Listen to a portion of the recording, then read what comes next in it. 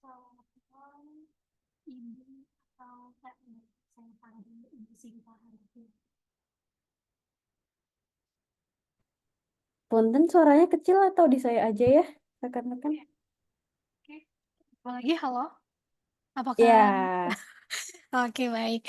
Oke, baik ya, baiknya atau enaknya saya panggil Ibu pakai, Ibu atau Kak nih? boleh Kak aja.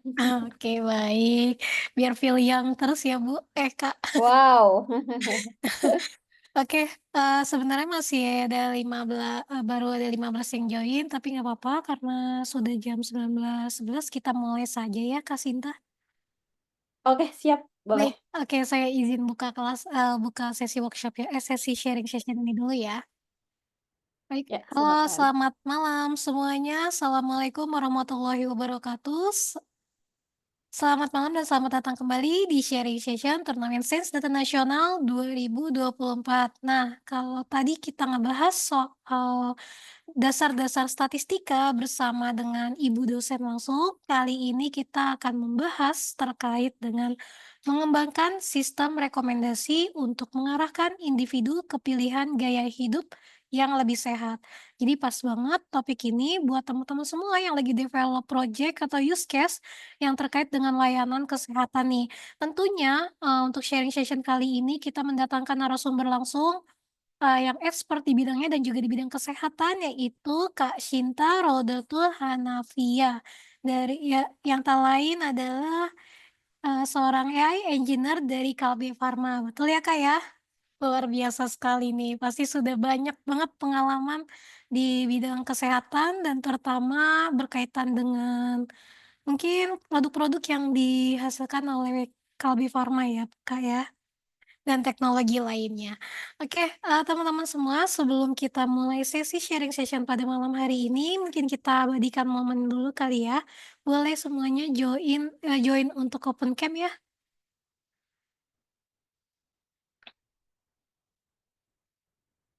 Ayo boleh join open cam.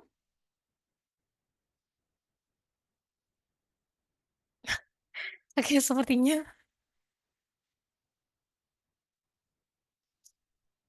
oke mungkin, kita open cam-nya belakangan aja kali ya, Kak Sinta. Oke baik, tidak apa-apa. Oke, teman-teman semuanya karena sudah jam 13 dan di sini juga sudah ada Kak Sinta. Halo Kak Sinta, apa kabar? Baik, alhamdulillah luar biasa. Iya. Oke baik Kak, gimana nih, persiapannya udah aman? Apakah sudah siap menyampaikan materi pada malam hari ini? Yuk, gas kita Oke. belajar bersama. Oke siap nih sepertinya, Kak Sinta juga udah excited dan juga sudah mulai banyak yang join nih. Teman-teman semuanya kayaknya kita langsung mulai saja ya. Kalau gitu saya persilakan Kak Sinta untuk memaparkan materi pada malam hari ini. Silakan Kak. Baik, terima kasih Kak atas waktu dan tempatnya. Jadi, selamat malam teman-teman semuanya. Kita mulai untuk belajar terkait recommendation system di healthcare. Mungkin disclaimer sedikit, saya agak sedikit batuk-batuk, tapi nggak apa-apa, nggak mematahkan semangat kita untuk belajar di malam hari ini. Tidak apa-apa Kak, Jadi, memang lagi musimnya. thank you. Oke. Ya, jadi di malam hari ini kita akan belajar terkait recommendation system. Nah, jadi mungkin kita belajar in general, terus kemudian kita masukkan dengan use case kita, yaitu terkait makanan-makanan sehat untuk kita rekomendasikan gitu ya. Jadi nanti ada sedikit selingan terkait recommendation system yang general. Oke, kita mulai saja. Saya izin share the screen.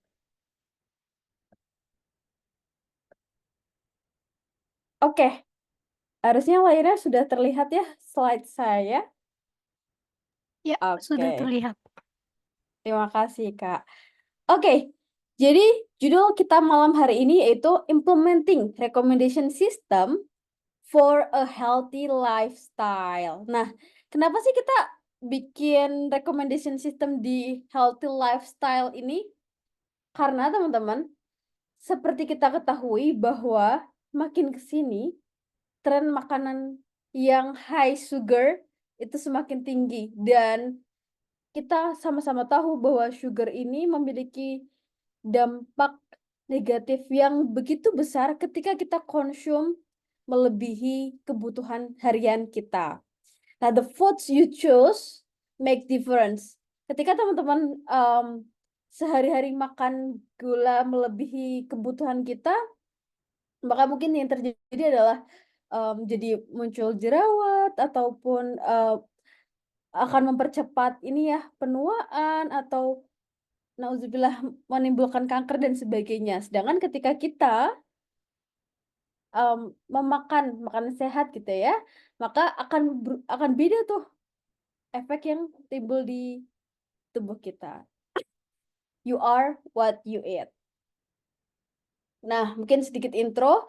Jadi, ketika kita eating well, dengan makan makanan yang sehat, maka jadi kita merasa bersemangat, energik gitu.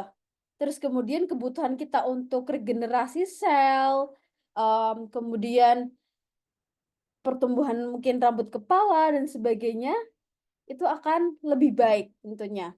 Jadi kita semakin sehat dan semakin tidak mudah sakit gitu ya, kekebalan tubuhnya baik.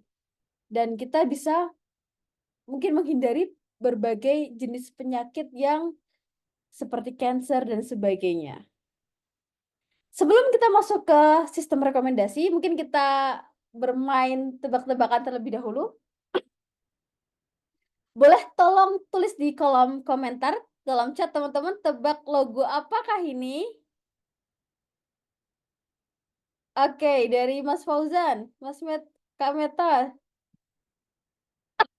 apakah betul Netflix? Kita lihat jawabannya. 1, 2, 3. Iya, betul sekali. Jadi ini logo Netflix. Ada 2 soal lagi, siap? Tolong ketikkan yang cepat. Rekan-rekan semua siap? Tangannya di keyboard. Logo apakah ini? Kayak gambar ulat ya. Wow, cepat sekali rekan-rekan menebaknya. Pasti penikmat musik banget ini. Betul sekali, Spotify. Terakhir, Smile. Logo apakah ini? Wow. Terima kasih antusiasnya. Jadi betul sekali, ini adalah logo Amazon. Jadi teman-teman, contoh-contoh yang tadi saya tunjukkan di games barusan adalah contoh-contoh produk-produk digital, perusahaan digital yang mereka mengimplementasikan recommendation system. Jadi sebenarnya apa sih recommendation system itu? Nah, di sini kita bisa melihat bersama bahwa recommendation system dia memprediksi preferensi dan memberikan rekomendasi items based on user data. Maksudnya apa tuh? Oke, kalau misalkan saya suka gitu ya, film terkait surga yang tak dirindukan gitu. Based on my data, saya suka itu. Maka si sistem ini memprediksi apa ya items yang mungkin menjadi preferensi saya untuk saya klik, saya lihat, saya tonton. Nah, mungkin si sistem tersebut merekomendasikan film ayat-ayat cinta. Jadi, si sistem ini memprediksi apa yang users mungkin sukai based on their preference and behavior. Nah, contoh lainnya di Spotify, dia bisa merekomendasikan musik-musik yang kita sukai ataupun di Amazon. Kalau misalkan kita membeli makanan kucing gitu ya. Nah, di si Amazon ini bisa merekomendasikan terkait kandang kucing atau tas kucing dan sebagainya. Itu adalah recommendation system yang diterapkan di perusahaan-perusahaan digital top gitu ya. Nah, kenapa sih kita perlu menerapkan recommendation system?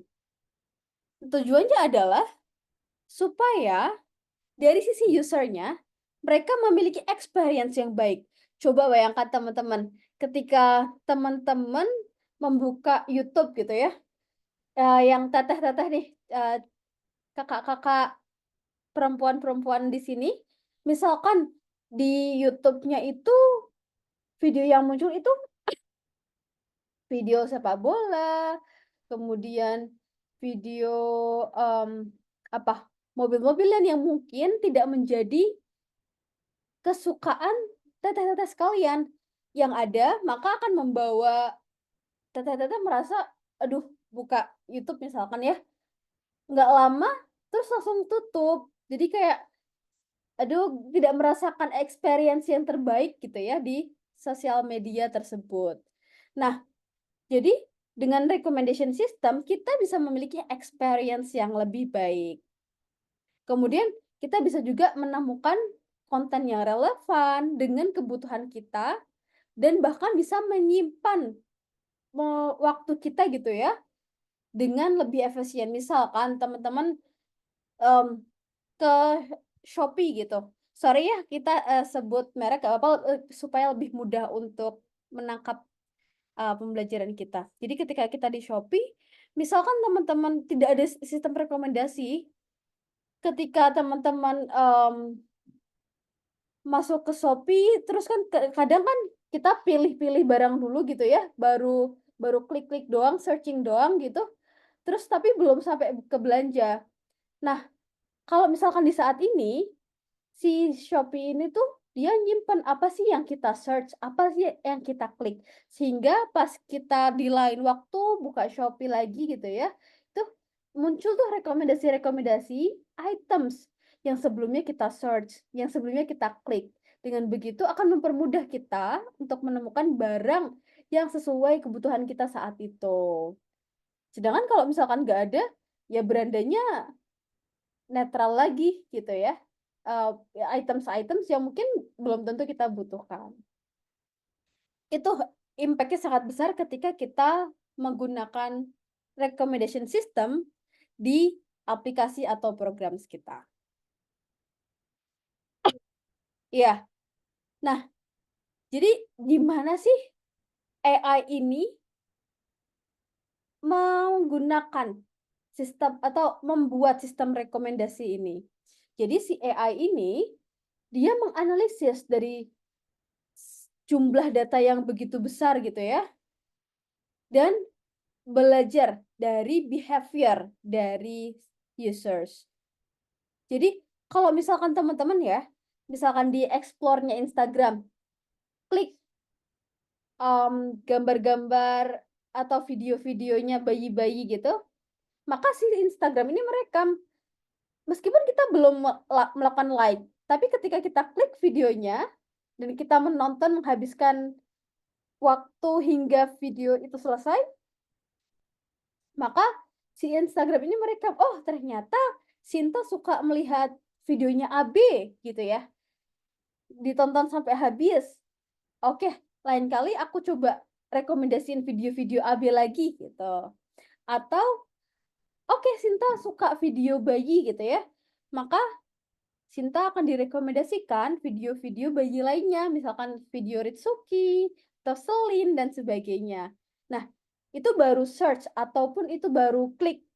Apalagi kalau kita misalkan likes. Nah, nanti dari si Instagram ini merekam behavior dari si user dan memberikan rekomendasi-rekomendasi konten yang relevan untuk usersnya.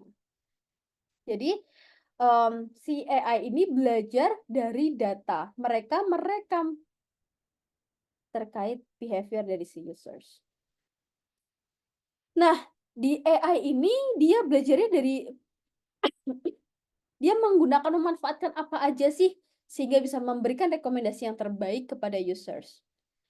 Yang pertama, dengan machine learning. Dengan machine learning ini, maka dia akan mengenali patterns dari preferensi si users ini. Nah, sekarang kita coba masuk ke makanan. Jadi, misalkan kita ada suatu sistem gitu ya, yang isinya adalah menu-menu makanan. Di situ kita bisa mempelajari pola dari data makanan-makanan kita, baik itu mungkin dari rasanya, pedas, tidak pedas, dan sebagainya. Kemudian di data kita tentunya ada yang namanya teks, ya kan? Oleh karena itu, di situ nanti kita bisa analisis dari food description-nya, berdasarkan resep makanannya. Oh, yang ini makanannya menggunakan rempah-rempah yang kuat, sedangkan yang ini lebih kepada banyak kejunya dan sebagainya gitu. Dilihat dari resepnya, dari teks dari resep tersebut, yaitu kita memanfaatkan natural language processing atau ya teks bahasa manusia gitu ya. Kemudian ada juga computer vision. Dari gambar-gambar data yang kita unggah, maka di situ teridentifikasi, oh ini adalah makanan burger yang lebih kepada keberat-baratan, pizza keberat-baratan, terus kemudian spaghetti keberat-baratan, oh yang ini makanan, pecel, Javanese banget gitu ya, gudeg dan sebagainya. Nah itu didetek dengan computer vision. Nah teman-teman bisa mengkombinasikan dengan menggunakan kemampuan AI di natural language processing dan juga computer vision untuk bisa memberikan rekomendasi yang enhance, yang terbaik untuk users. Jadi si AI ini bisa bisa loh memahami apakah kamu itu preferensinya suka spicy foods atau lebih kepada, oh biasanya Sinta ini kalau misalkan buka aplikasi makanan gitu ya, pilihnya sayur-sayuran kayak, capcay atau sop dan sebagainya. Atau, oh Sinta ini kalau misalkan makan ternyata dia pilihnya seafood gitu, kerang-kerangan atau ikan bandeng dan sebagainya. Jadi si AI ini belajar dan bisa memahami preferensi dari setiap users-nya. Oke, nah ada apa aja sih sistem rekomendasi ini? Jadi teman-teman, jadi sistem rekomendasi ini bisa berdasarkan content based. Jadi seperti tadi contoh-contoh yang sudah aku sampaikan, konten ini mirip dengan konten yang lainnya atau tidak gitu. Atau kolaboratif filtering. Itu melihat berdasarkan behavior dari users lainnya. Atau hybrid, yaitu menggabungkan tipe dari collaborative filtering dan content based filtering yang akan kita pelajari di slide selanjutnya secara lebih detail. Nah, di sini adalah penjelasan terkait content based filtering. Ini contoh yang lebih banyak aku sebutkan ya di cerita-cerita tadi. Jadi, rekomendasi ini memberikan items yang mirip gitu ya, yang memiliki kemiripan dekat dari yang sebelumnya user sudah pilih atau sukai atau klik atau tonton dengan lamanya. Jadi ada items A sama items B. Nah, ketika si items ini memiliki kemiripan yang sama, maka ketika si Sinta memilih klik atau menonton items A, maka akan direkomendasikan item yang similar yaitu items B. Jadi, cara bekerjanya adalah si AI ini menganalisis atribut dari food items-nya. Tadi ya, contohnya dari bahan-bahannya, dari flavor, dan sebagainya. Kemudian, setelah dianalisis atributnya, maka kita matchingkan items dari preferensi si users atau dari search history. Gitu. Jadi di sini misalkan visualisasinya gini. Oke, si Sinta melihat sepatu sneakers gitu ya, maka akan dicarikan similar items, sepatu-sepatu sneakers juga, dan kemudian direkomendasikan oleh Sinta, kepada Sinta gitu ya. Dan mungkin contoh kalau misalkan di makanan tadi ya, Kalau burger mungkin bisa direkomendasikan hotdog gitu. Kemudian yang selanjutnya yaitu adalah collaborative filtering. Jadi si sistem ini memberikan rekomendasi based on preference of other users with similar taste. Jadi kalau Sinta ketika dia makan rujak gitu ya, dia juga makan salad. Oleh karena itu ketika misalkan Rama datang gitu ya, user namanya Rama gitu, ketika dia makan salad, maka dia akan direkomendasikan juga makanan dengan jenis, eee, salad gitu ya, gimana Rama tadi suka rujak, maka dia akan direkomendasikan salad juga. Jadi based on other users, oh kalau dia suka contoh gampangnya kalau misalkan dia suka, mmm, apa, sepatu gitu ya, maka dia biasanya suka juga beli jaket. Maka ketika ada users baru, yang baru membeli sepatu, maka si sistem ini akan memberikan rekomendasi jaket, karena dia belajar dari user sebelumnya. Contohnya kalau di makanan seperti apa? Jadi ketika seseorang itu suka sushi, biasanya dia juga suka memesan ramen. Oleh karena itu ketika ada user baru yang memilih sushi, maka dia akan merekomendasikan juga ramen. Gitu. Nah, tadi berarti kan based on user.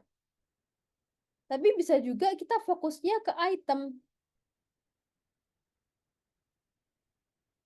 Oke, nah jadi ada 2 tipe collaborative filtering, yaitu user kolaboratif yang tadi saya ceritakan, ada juga item collaborative filtering. Jadi kita merekomendasikan items yang sering digabungkan bersama. Nah, jadi terkadang kita pertanyaan, "Kak, mana nih yang bisa bagus kita pakai, kita implementasikan ke dalam program atau sistem kita? Apakah collaborative filtering atau content based filtering?" Bagaimana kalau kita mengkombinasikan keduanya? Jadi kita memiliki recommendation system yaitu hybrid models.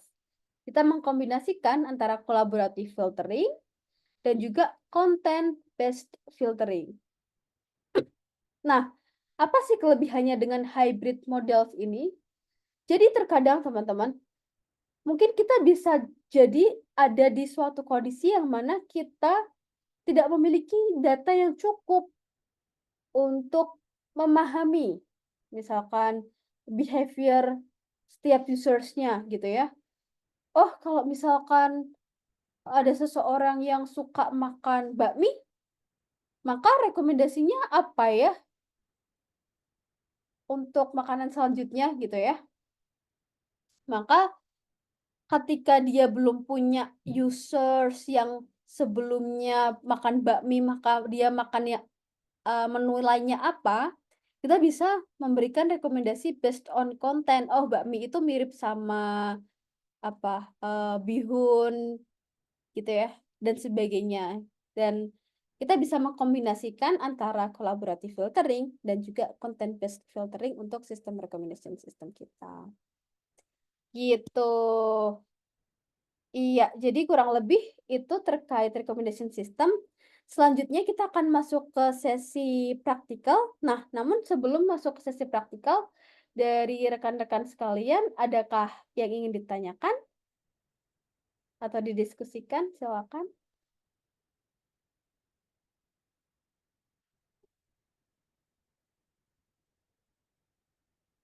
Oke, tidak ada ya? Kita langsung Oh, saja masuk ada ke... yang rese nih, Kak. Oke, silakan Oke, Mas Fauzan. boleh di...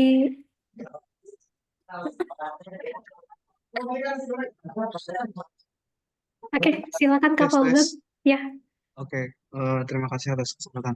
Eh, Berarti ini ada tiga ya, berarti untuk terkait filtering ini ya, ada konten kolaboratif filtering, ada item kolaboratif filtering, tapi eh, setahu saya itu tadi kan yang dijelasin sama Mbak tuh ada dua ya, itu ada tiga ya, maksudnya terkait konten, usernya sama itemnya ya, tergantung dari itu ya untuk filtering rekomendasi sistem. Iya, betul.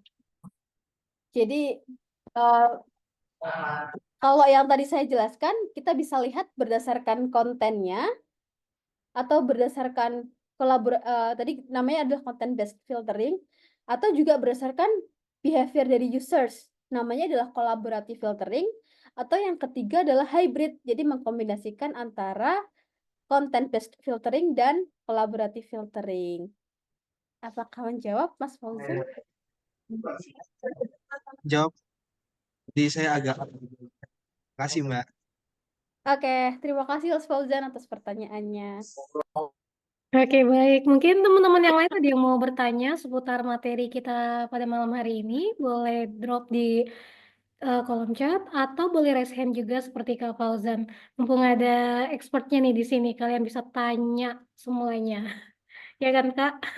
Tadi cukup Wow. ya. Mungkin ada yang di sini ada yang bikin akan mendevelop aplikasi atau use case yang berkaitan dengan kesehatan atau seperti judul sesi malam ini, pilihan gaya hidup yang lebih sehat. Mungkin ada teman-teman di sini bisa ditanyain langsung ke Kak Sinta. Oke, mungkin sambil menunggu pertanyaan, Kak Sinta ada yang mau disampaikan lagi tidak terkait dengan materi yang sudah Kak Sinta sampaikan. Oke, mungkin kita bisa lanjut ke sesi praktikalnya ya Kak, kita coding bareng. Is it Boleh. okay? Oke. Ya, saya izin share screen lagi.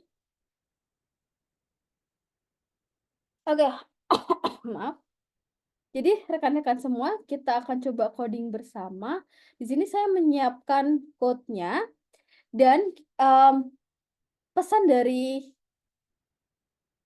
atasan saya gitu ya. Beliau adalah inspirasi bagi saya. Jadi kita masuk ke masa generatif AI rekan-rekan semua. Jadi di kami dibiasakan oleh atasan kami supaya tidak takut untuk melakukan coding. Dan kita masuk ke generatif AI, kita menggunakan ChatGPT atau Gemini dan sebagainya untuk meningkatkan produktivitas kita. Jadi kita tidak, oh kalau misalkan orang yang jago coding tuh harus coding from scratch. Jadi, nggak usah pakai generative AI deh. Nah, kami bukan yang tipikal seperti itu, tapi kita menggunakan AI. Karena kami berprinsip bahwa mereka yang menggunakan AI, jadi AI itu tidak akan menggantikan manusia, tapi mereka yang menggunakan AI akan menggantikan mereka yang tidak menggunakan AI. Nah, jadi teman-teman, di sini kita akan coba coding bersama dan, nanti ketika kita memahami quotes-nya, kita bisa tanyakan bersama ke ChatGPT, kita pahami bersama. Karena kalau pesan dari atasan saya juga, kalau misalkan terkait memorizing, ini sudah, terkait memorizing kita pasti akan kalah dengan ChatGPT gitu ya, knowledge-nya begitu besar. Oleh karena itu, kita akan menggunakan generative AI untuk melakukan boosting productivity kita dalam proses belajar gitu, akan mempercepat proses pembelajaran kita. Oke, saya sudah bagikan, notebook-nya di kolom chat, silakan teman-teman akses. Maaf. Iya, silakan di-copy in Drive. Kemudian di sini saya, ganti runtime type-nya jadi T4 GPU.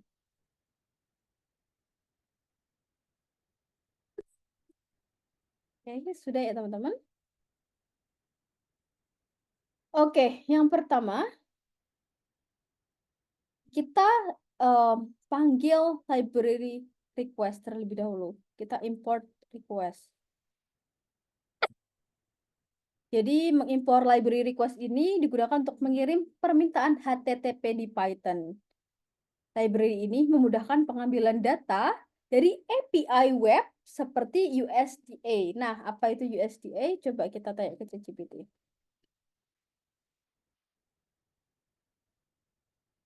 United States Department of Agriculture. Jadi Departemen Pertanian di Amerika Serikat.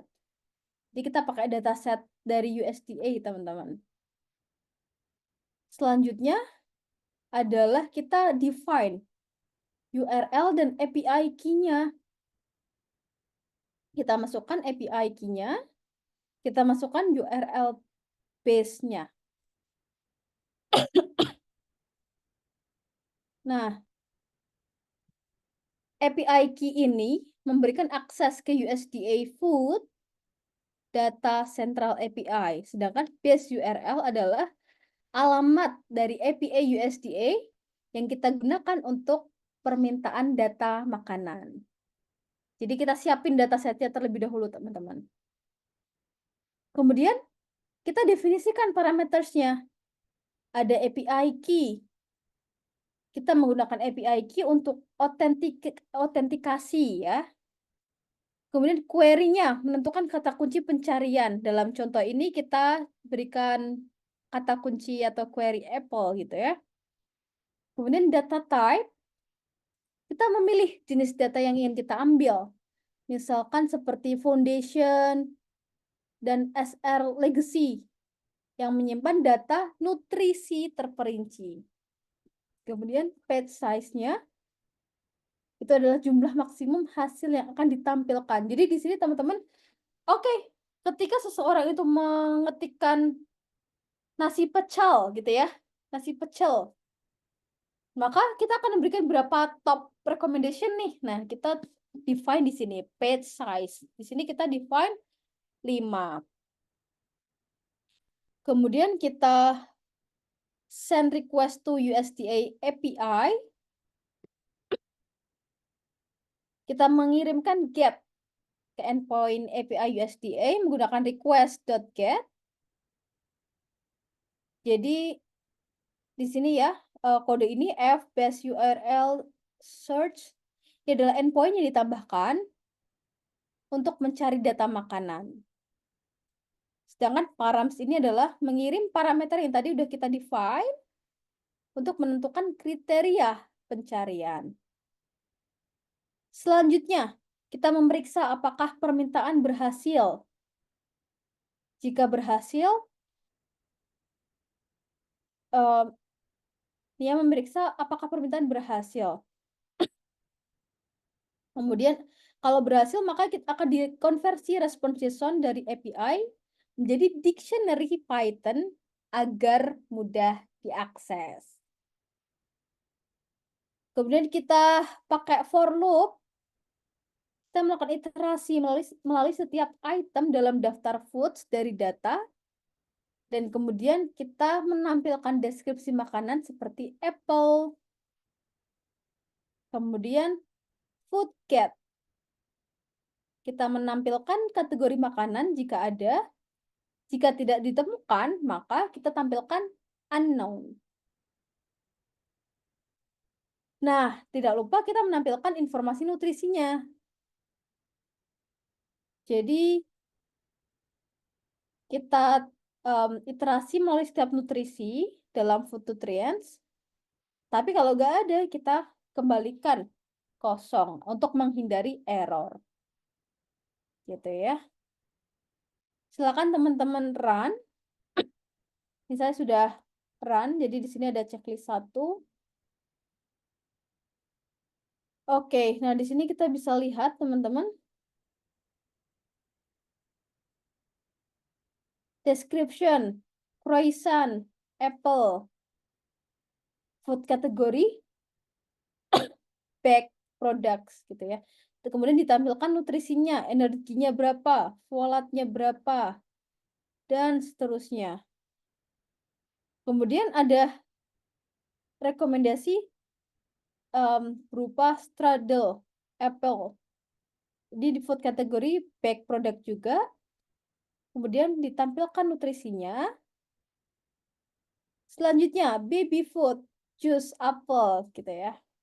Food kategori baby food, nutrisinya ditampilkan, sudah 3 ya. Kemudian ada fruit butters, apple. Food kategorinya sweet, ditampilkan nutrisinya. Dan yang terakhir, rose apple raw.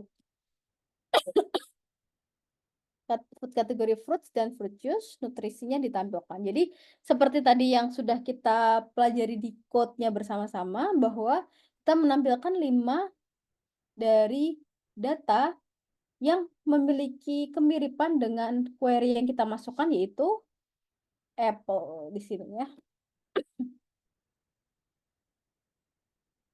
Selanjutnya, jadi oke.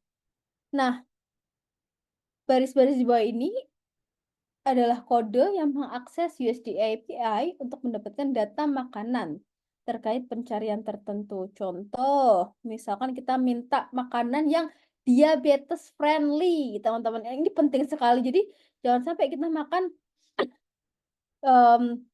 naudzubillah gitu ya, seseorang yang memiliki diabetes, dia makan sembarangan gitu dan ternyata tidak diabetes friendly. Nah, itu berbahaya sekali. Oleh karena itu kita coba berikan sistem untuk memberikan healthy food gitu ya. Oke, ini kita siapkan tadi ya API key-nya, base URL-nya. Kemudian di sini ada function untuk fetch data from USDA API. Di sini kita siapkan params-nya seperti tadi. Data type, foundation, SR legacy. Data type ini memilih jenis data untuk filter, misalnya foundation, dan SR legacy adalah jenis data nutrisi dasar. Oke.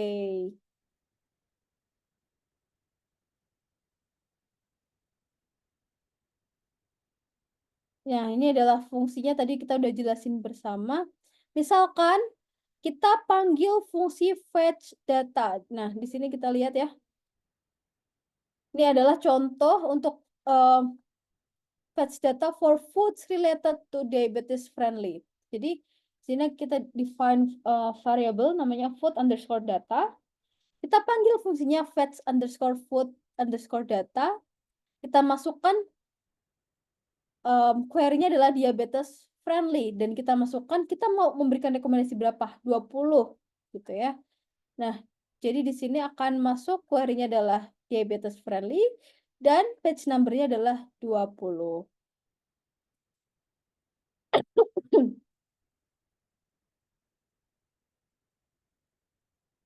Selanjutnya, kita bahas terkait dataset structure. Jadi, berikut ini adalah kode yang membuat dataset interaksi pengguna makanan menggunakan Python dan Pandas. Kita import Pandas terlebih dahulu. Tentunya teman-teman familiar ya dengan Pandas, yaitu untuk mengelola dan memanipulasi data dalam bentuk data frame. Kemudian kita import random untuk menghasilkan angka acak. Dalam hal ini memberikan nilai acak pada rating makanannya. Di sini kita bikin data ya guys. Kemudian kita simulate user food interaction. Kita membuat daftar user ID dengan format user underscore nomornya dimulai 1 hingga 10. Bisa berisi user ke-1, user kedua, dan seterusnya untuk merepresentasikan ID pengguna. Kemudian kita membuat daftar food-nya. Kalau tadi membuat users, sekarang kita membuat foods. Jadi kita mengambil nilai dari setiap item food data, yaitu hasil pencarian data makanan dari USDA API. Nah, ini adalah mewakili ID unik untuk masing-masing makanan dalam dataset. Ratings, membuat daftar ratings yang berisi angka acak gitu ya, dari angka 1 sampai 5 dengan panjang sebanyak kombinasi semua pengguna dan makanan. Oke, nah kita udah bikin data usersnya, kita udah bikin data makanannya, dan juga kita sudah bikin terkait ratingsnya. Jadi ini menghasilkan angka acak 1 sampai 5 merepresentasikan rating yang diberikan pengguna terhadap makanan. Jadi kita nge-rate, oh makanan ini enak, berarti kita kasih poin 5. Oh makanan ini kurang, poin 4 dan seterusnya. Kemudian menentukan jumlah total rating dibutuhkan, jumlah pengguna dikalikan jumlah makanannya. Oke. Nah, kemudian kita bikin data frame interaction yang berisi 3 kolom. User ID, food ID, dan juga ratingnya. Kemudian, dataset interaction ini akan memiliki beberapa baris yang mewakili interaksi antara pengguna dan makanan dengan kolom user ID, food ID, dan ratingnya. Hasilnya adalah dataset yang dapat digunakan untuk melatih model rekomendasi berbasis rating antara pengguna dan item makanannya. Oke, nah ini kita udah tampilkan ya kodenya. Nah, di sini data yang kita bikin teman-teman. User ID, ada food ID sama rating. Ada 10 data gitu ya. Kemudian di sini ratingnya rata-rata 3, nilai terendahnya dari rating adalah 1, nilai maksimumnya adalah 5.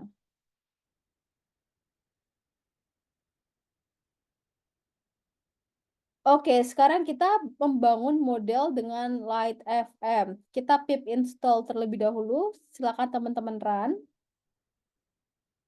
Nah, kita persiapkan dataset untuk Light FM-nya. Oke.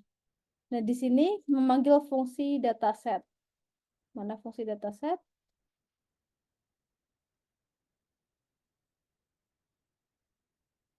Kemudian kita feed, yaitu dengan user ID dan food ID. Setelah itu kita buat matriks interaksi dari data interaksi, yaitu dengan user ID. Jadi kita bikin matriksnya guys. Kemudian ada food ID sama rating. Nah, kita latih model kita dengan WARP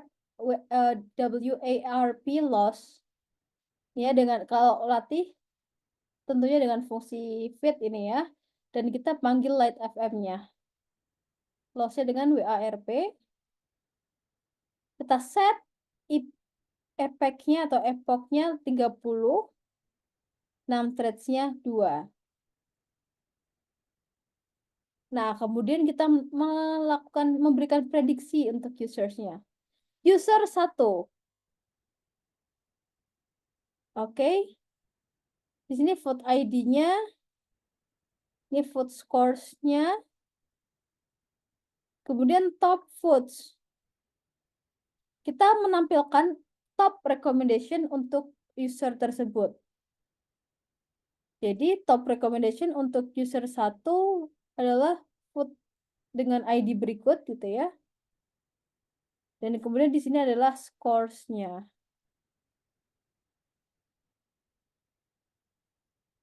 Oke. Nah, kemudian selanjutnya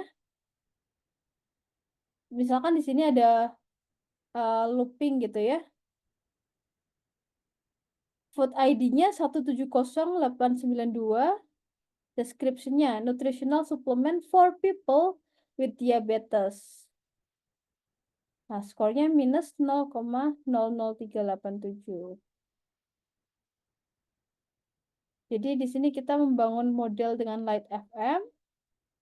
Nah, selanjutnya kita bisa bangun juga dengan model surprise. Teman-teman juga bisa running the code-nya. Kita import dataset, reader, SVD. Kemudian kita panggil surprise.model selection, import train test split. Nah, from surprise, import accuracy. Nah, jadi ini untuk menghitung seberapa bagus model kita. Kita siapkan dulu dataset untuk surprise-nya. Seperti tadi ya, kita siapin user ID, vote ID, dan rating. Kemudian kita split data kita untuk train dan untuk tes. Kita latih dengan model SVD. Kemudian kita train dengan fungsi .fit. Kita panggil train set kita. Selanjutnya kita cek seberapa bagus model kita dengan melakukan evaluasi model. Kita gunakan RMSE, root mean square error. Oke, nah kita gunakan data tes. Kemudian kita hitung accuracy dengan RMSE-nya. Nah, kita berikan rekomendasi item untuk user 1 misalkan. Nah, di sini kita tampilkan top recommendation for user. Di sini RMSE-nya adalah 1,9934. Top recommendation for user 1 adalah food dengan ID sekian. Description-nya adalah nutritional supplement for people with diabetes, liquid, predicted ratingnya 3,3451. Nah, jadi kurang lebih seperti itu, teman-teman. Di sini tadi kita udah belajar terkait pengambilan data ya dari USDA. Kemudian kita menampilkan beberapa food yang memiliki similar content. Tadi di sini ada apple gitu ya. Kemudian di similar food dengan apple tersebut ada croissant apple, ada strudel, baby food, juice, fruit butter, dan sebagainya. Kemudian kita belajar terkait library dengan Light FM dan Surprise dengan menggunakan generate dataset sendiri. Iya, kita belajar untuk menggunakan library Light FM dan juga Surprise. Kurang lebih seperti itu dari saya cukup. Semoga teman-teman bisa lakukan running code-nya dan juga mungkin bisa learn more atau search more dengan tanya ke ChatGPT atau mencari sumber-sumber referensi di artikel dan sebagainya. Mungkin aku bisa cukupkan sekian. Sinta kembalikan ke Kak Mai.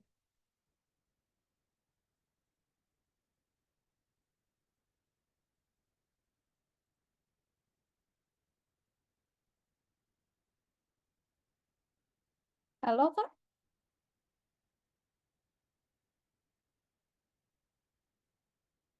Ya, Sinta kembalikan ke Kak Mai. Oke, baik. Apakah sudah selesai Kak demonya? Atau ada yang mau ditanyakan Sudah. lagi? Oke, baik. Oke, baik. Terima kasih Kak Sinta. Untuk teman-teman di sini, apakah ada yang mau ditanyakan? Mungkin dari apa yang tadi didemokan? Oke, Kak Fauzan mau nanya lagi nih. Boleh langsung open mic aja, Kak? Halo, sebelumnya apakah suara saya terdengar ya? Ya, sudah terdengar. Oke, terima kasih atas waktu dan pertanyaannya. Izin bertanya nih ke Kak Sinta. Kebetulan topiknya eh, cocok banget nih sama case yang mungkin nanti saya ambil untuk turnamen. So, jadi sebenarnya saya cuma pengen nanya sih, sebenarnya kalau kan pengennya tuh nanti ngebuat model yang untuk klasifikasi terkait misal kalau ada pasien eh, histori histori rekap rekap medis pasien yang memang dia punya data-data seperti indeks massa tubuh dan lain-lain itu yang menyatakan bahwa si pasien ini tuh diabetes gitu. Lalu apakah bisa nih, misal dengan model tersebut klasifikasi itu nanti outputannya juga bakalan digabung dengan sistem rekomendasi yang tadi Mbak sempat tutorkan gitu.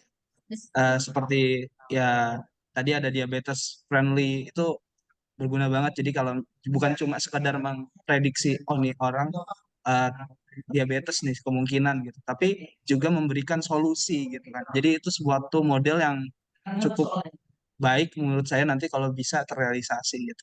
Apakah bisa ya dua model tersebut tuh digabungkan? Terima kasih. Saya kembalikan ke moderator.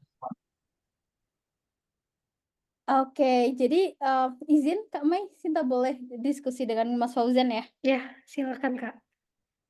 Oke, Mas Fauzan tadi udah bikin program yang untuk apa? Sorry?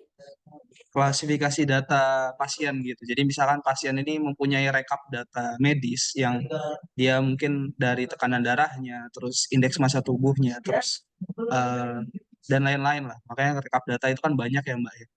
Terus itu tuh outputannya kita udah tahu. Jadi dia seperti supervised learning. Jadi kayak dia datanya itu supervised yang emang kita udah tahu nih outputannya. Tapi dari output itu nanti kita modeling sehingga nanti si model machine learning itu ketika dapat data baru itu dia bisa menebak nih dari histori-histori data pasien yang memang sudah ada itu nanti pas data baru tuh dia tahu kalau si pasien ini yang data baru ini dia mungkin kemungkinan berapa persen dia diabetes. Nah, lalu saya tuh dari tutorialnya Mbak ini cocok nih sepertinya mungkin bukan cuma untuk memprediksi tapi untuk mengasih solusi gitu terkait food recommendation food yang memang harus dihindari karena memang diabetes friendly gitu. Jadi apakah bisa dua model tersebut tuh dijadikan satu? Terima kasih.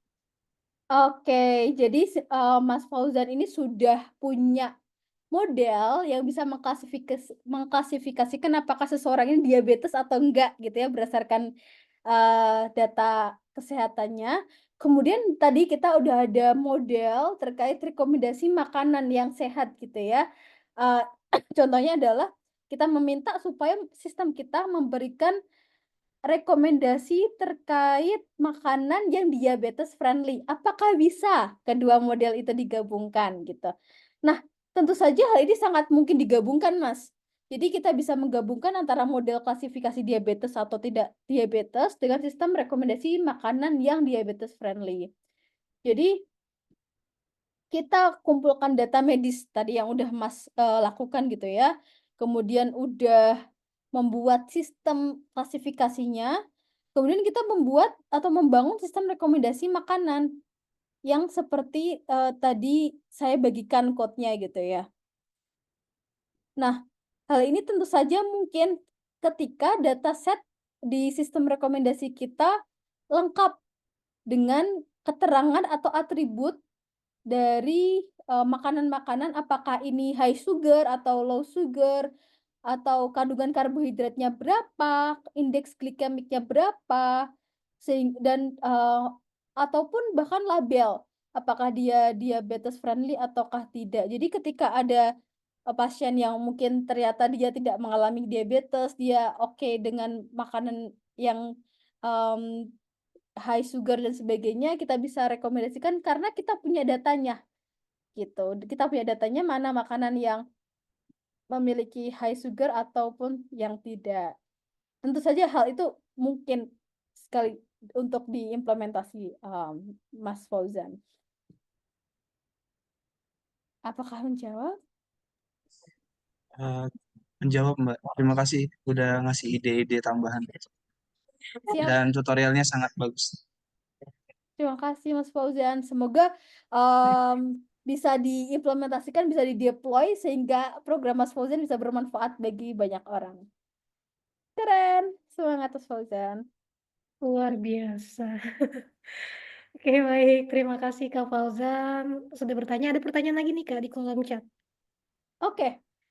Berarti untuk dari Kak Ahmad Rohya Royhan Kamil.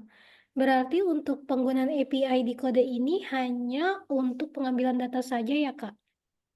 Bagaimana? Iya, betul. Jadi tadi kita pakai API itu untuk mengambil data dari USDA atau Departemen Pertanian di US gitu. Oke, baik. Terima kasih, Kak. Apa ada lagi yang ingin ditanyakan teman-teman semua? Apakah sudah cukup penjelasan dari Kak Sinta atau ada yang mau ditanyakan? Silakan. Oke, mungkin kita kasih kesempatan dulu nih, Kak. Mungkin ada yang ingin bertanya, tapi ada yang mau bertanya gitu, Kak, tapi masih bingung, masih mikir-mikir dulu. Boleh di maksud boleh lagi nih, Kak, ngasih insight-insight lainnya nih untuk teman-teman yang akan mengikuti turnamen. Oke, jadi teman-teman silakan explore terkait Live FM, Surprise, dan juga tadi ya berbagai macam jenis. Jadi teman-teman tips dari Pak Risman gitu ya. Yang pertama untuk mempelajari AI ini teman-teman harapannya bisa mempelajari secara struktural gitu ya dengan mempelajari konseptualnya dengan buku ataupun ada kalau teman-teman ketahui D2L.AI. Jadi teman-teman bisa coba search itu di Google gitu ya. Nah, itu merupakan buku terkait deep learning yang secara struktural teman-teman bisa pelajari secara berurut gitu. Nah, kemudian di situ dengan cara belajar seperti itu teman-teman bisa mendapatkan ini ya kerangka kerangka dari deep learning itu sendiri. Terus terkait terms atau istilah-istilahnya. Jadi teman-teman tahu untuk bisa prompting ke ChatGPT aja tuh butuh ilmu gitu ya. Aku dari pembelajaran ini harapannya teman-teman bisa mendapatkan terkait beberapa terms untuk bahan searching di ChatGPT, prompting di ChatGPT. Misalkan teman-teman bisa prompting ke ChatGPT, "Buatkan aku kode untuk membuat content based filtering system recommendation," atau buatkan aku kode untuk membuat sistem rekomendasi dengan collaborative filtering dan sebagainya. Jadi teman-teman, bisa mempunyai terms tersebut dan juga teman-teman bisa, memiliki informasi library Light FM, Surprise. Nah, itu bisa dijadikan bahan untuk prompting ke ChatGPT. Jadi penting juga untuk cataloging, learning, tahu istilah-istilahnya ataupun dengan, mmm belajar secara struktural, jadi teman-teman, eee, tahu ketika prompting ke ChatGPT, "Oh ini halu nih," atau yang ini, betulan nih, dan seterusnya.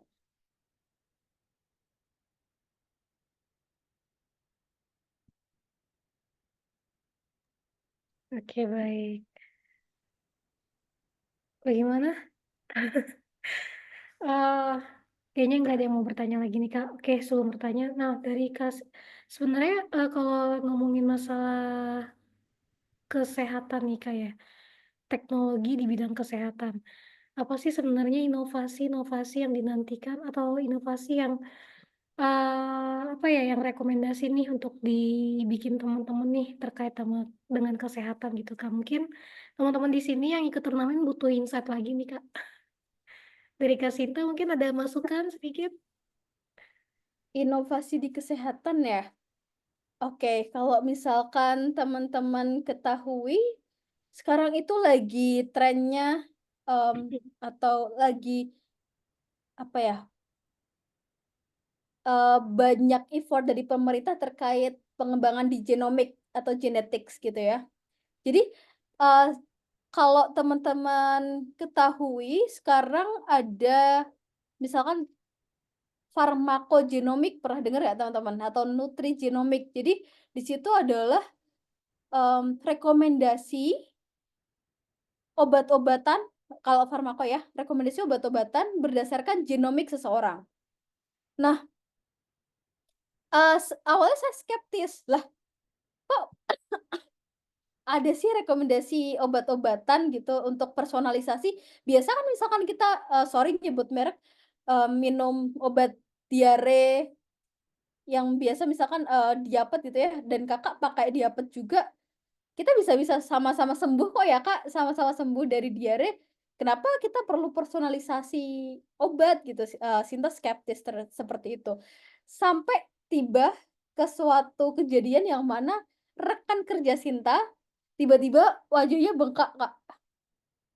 Mata, pipi, bibir, sampai ke dalam mulut tuh bengkak, dan ternyata dia itu baru saja mengkonsumsi obat, anti nyeri gitu. Dia asal minum obat anti nyeri.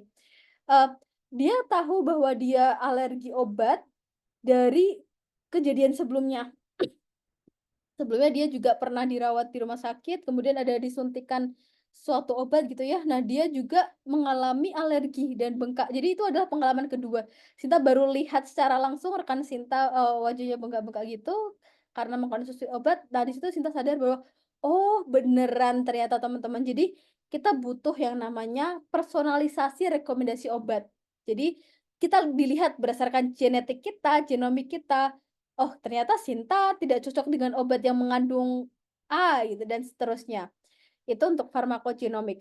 Terus kemudian ada yang namanya nutrigenomik.